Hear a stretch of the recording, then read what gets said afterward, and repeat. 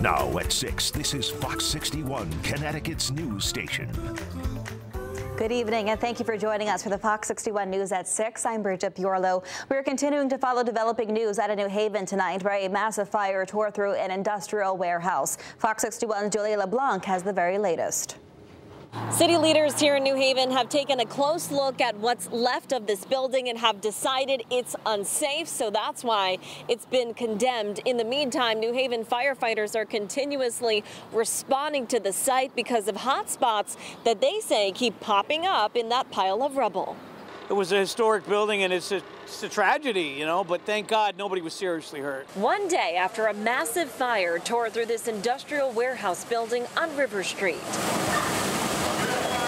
The nearly half a dozen local businesses who rented out space here are taking what they can before being shut out. I'm getting all my stuff there, my equipment. I got tractor trailers in there, tire machines, lifts, cars that are customers. Not only is Jose Martinez the property manager of this building, but he also owns an auto shop that operates out of the front end of the warehouse. It's heartbreaking because I've been here so long. The business was growing, everything was going so well, and then this happens. New Haven City building official Bob Dillon says since the fire broke out Wednesday morning,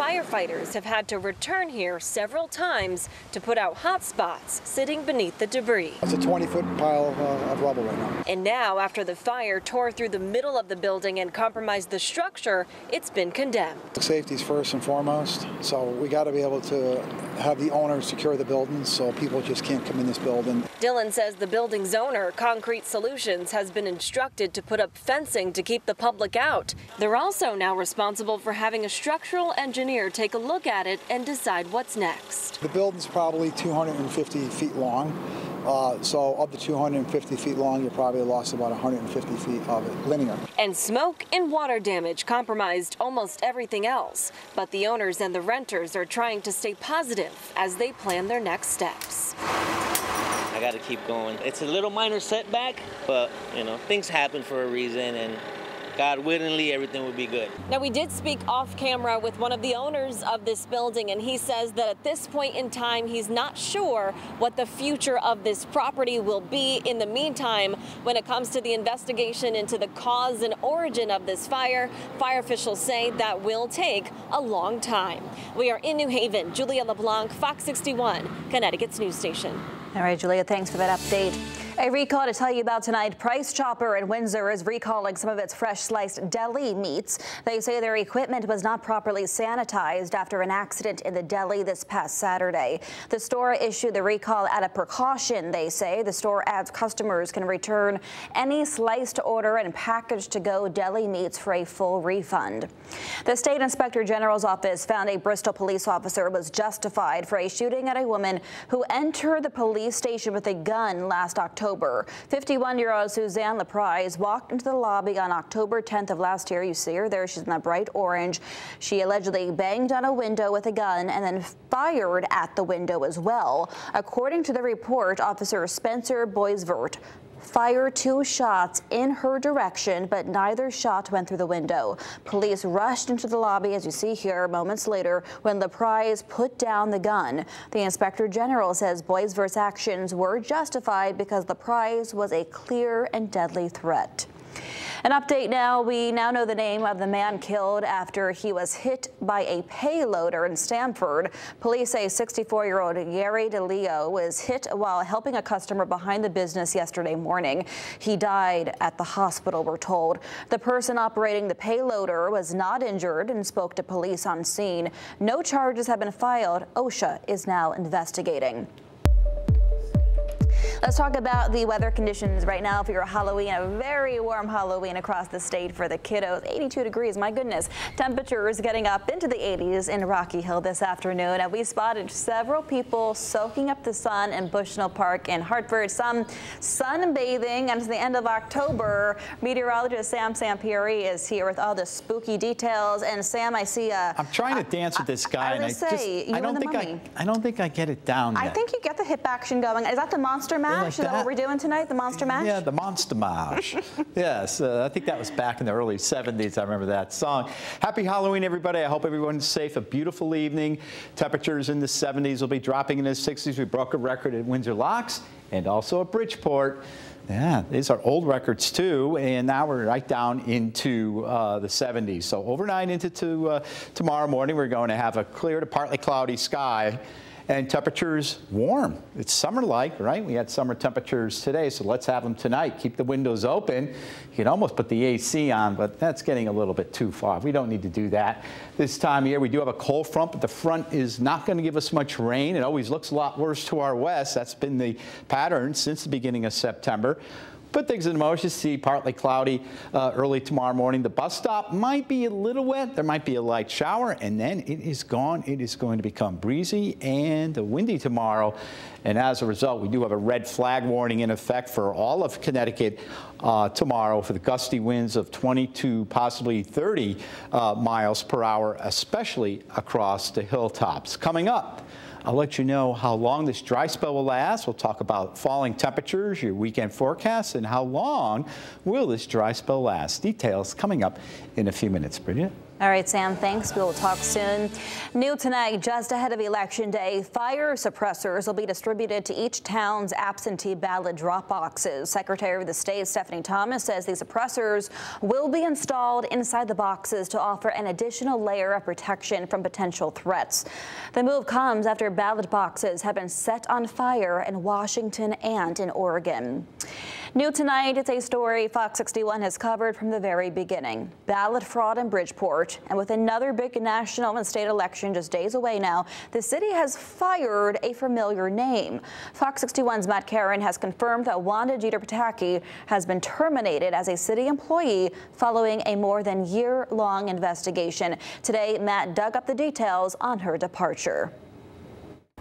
We are back to where it all began. The Margaret Morton Government Center. This camera and this ballot drop box. It's what happened here more than a year ago that gained national attention, a storyline that continues to play out as we approach this new election cycle. 13 months, 5 elections, 1 criminal indictment. Can you update us on the I think we're good, guys. And multiple media attempts for transparency and accountability later. We wanted to know where Wanda was.